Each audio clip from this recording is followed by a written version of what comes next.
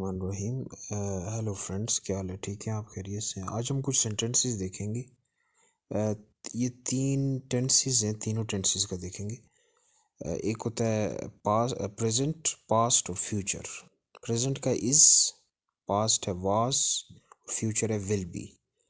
यानी इज़ है, वाज था, विल बी हो जाएगा। नॉन, जानना। नॉन का होगा न्यू, पास्ट में होगा न्यू, जानता था। विल नो, फ्यूचर में होगा पता चल जाएगा। फिर है टेक, लेना।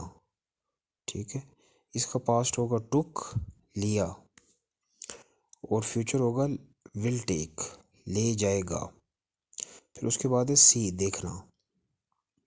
इसका पास्ट होगा सॉ, देखा, और फ्यूचर होगा विल सी, देखेंगे।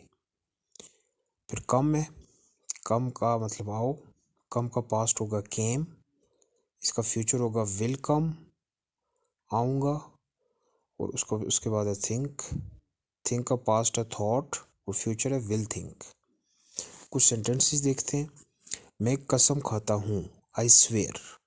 बात जारी रखो, गो ऑन। क्या हो रहा है, व्हाट्स गोइंग ऑन। काम जारी रखो, कैरी ऑन। हिचकिचाओ मत, डोंट हेजिटेट। मुझे दोबारा मत पूछें, डोंट आस्क मी अगेन। शोर मत करो, डोंट मेक ए नॉइस। मुझे सच बताओ, टेल मी ट्रूथ। मुझे अपनी दास्तान सुनाओ, टेल मी योर स्टोरी।